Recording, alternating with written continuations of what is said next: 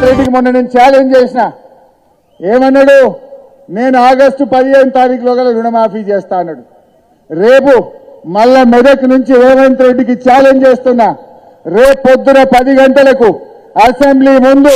అమరవీరుల స్తూపం దగ్గరికి నేను వస్తా ఉన్నా నా రాజీనామా లేఖతో నువ్వు వస్తావా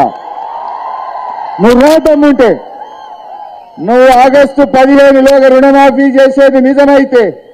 ఆగస్టు 15లోగా బాండ్ పేపర్ మీద రాసిచ్చిన 6 గ్యారంటీలు అమలు చేసే వాస్తవ నిజమైతే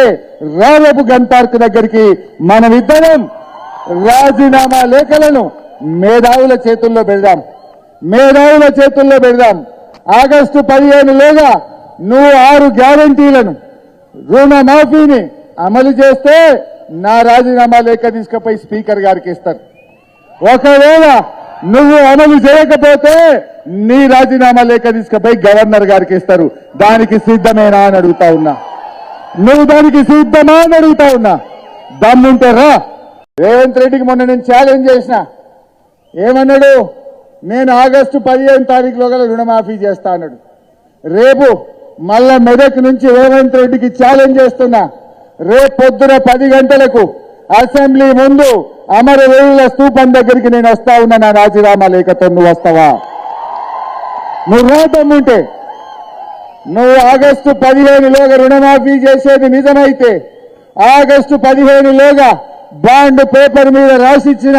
6 గ్యారంటీలు అమలు చేసే వాస్తవ నిజమైతే రేపు గన్ పార్క్ దగ్గరికి మనమిద్దరం రాజీనామా లేఖలను మేధావుల చేతుల్లో పెడదాం ఆగస్టు 15లోగా నువ్వు 6 గ్యారంటీలను రుణమాఫీని అమలు చేస్తే నా రాజీనామా లేఖ తీసుకుపోయి స్పీకర్ గారికి ఇస్తారు ఒకవేళ నువ్వు అమలు చేయకపోతే నీ రాజీనామా లేఖ తీసుకుపోయి గవర్నర్ గారికి ఇస్తారు దానికి సిద్ధమేనా అని అడుగుతా ఉన్నా నువ్వు దానికి సిద్ధమా అని అడుగుతా ఉన్నా